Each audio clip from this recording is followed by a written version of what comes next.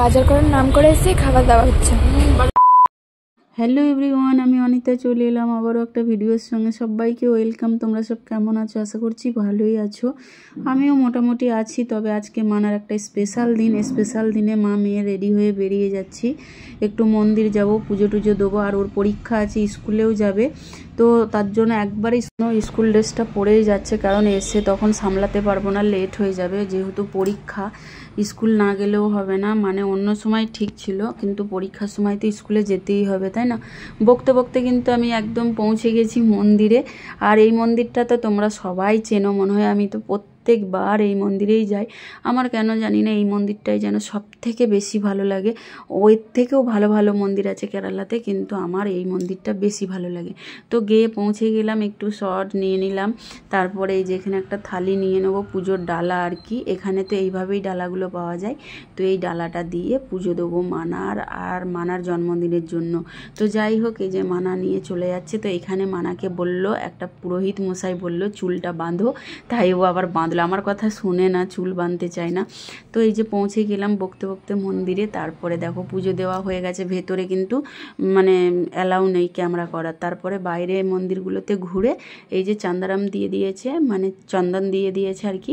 তো চান্দারাম নিয়ে এই যে আমরা পরে নিয়েছি, আর টাকাটা বাকি ছিল দোকানে, টাকাটা দিয়েও দিচ্ছি এখানে। তো এই যে ফাইনালি আমরা বাড়ি ফিরে আসছি পুজো টুজো দিয়ে। আর দেখো ফুল দিয়েছে আর কি, মোল্লাপু, কত সুন্দর লাগছে না? আমাকেও দিয়েছে, মানাকেও দিয়েছে, পুজো দিয়েছি তাই। তো যাই হোক, ব্রাহ্মণগুলো সবাই চিনে গেছে আমাদেরকে, অনেক দিন ধরে আমরা আসা যাওয়া করি বলে, আর খুব ভালোবাসে আমাদেরকে।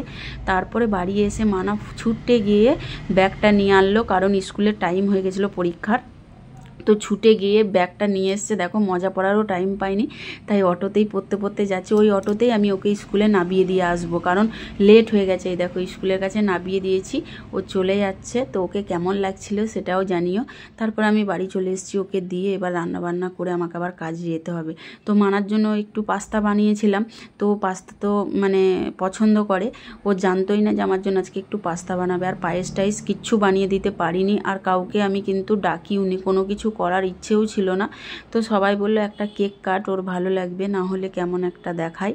তার জন্যই কিন্তু একটা কেকের ব্যবস্থা করেছি। আর এই যে একটু দোকানে গেছি কিছু কেনাকাটা করব বলে। কেউ আসবে না, মানে আমার বাড়িরই কজন দু একজন আছে, তারাই আসবে, তাই বাজার টাজার করছি। সবাইকে একটু মানে হালকা করে সবাই মিলে খাবো আর কি, একটু একসঙ্গে। যে সেইভাবে মজা আড্ডা নয়, শুধু জাস্ট কেক কাটবো, বাড়িতে যেমন নর্মাল খাওয়া দাওয়া করি সেই রকম। আর এইদিকে দেখো এর মানে যাওয়া মানে তো কত টাকা বিল করবে তোমাদেরকে আর কি বলবো। যেখানেই যাবে প্রচুর টাকা বিল। তো এখানেও অনেক কিছু জিনিস কেনাকাটা করে নিয়েছে। তারপরে এখান থেকে বেরিয়ে আবার চলে এসেছি একটা অন্য জায়গায়। তো এইখানে বসে একটু জুস খাবো বলে ঢুকেছি। আমি তো খাবো না বলছিলাম, তো তোমাদের দাদাভাই বললো চলো চলো একটু খাও, ভালো লাগবে শরীরটা, যেহেতু শরীর খারাপ করছিল ওর জন্য। তো এই দেখো আমাদের ফাইনালি জুস চলে এসছে। এটা কি জুস ছিল বলো তো? এটা হচ্ছে কি ম্যাঙ্গো ফ্যাশন ফ্রুট জুস। তো বলে একবার ট্রাই করতে, তাই প্রথমবার ট্রাই করলাম। অতটাও ভালো লাগেনি, মানারও ভালো লাগেনি। তো মানা বলছিল আমি আর এবার খাবো না, আমি কোনো কিছুই, আমার যতই ট্রাই করার দরকার থাকুক আমি খাবো না, আমি যেটা পছন্দ হবে সেটাই খাবো। তো ফাইনালি এই যে কেনাকাটা করে অনেক কিছু কিনে নিয়ে বাড়ি চলে এলাম। এই দেখো ও আনবক্সিং করেও ফেলেছে। ও জানো তো এই লিপস্টিক এইগুলো এত পছন্দ করে, কত দাম দিয়ে কিনেছে জিনিসগুলোকে, আমার তো একদম ভালো লাগে না। তো তারপরে এই যে দেখো কত কি বাজার এনেছি। তো ভিডিওটা এই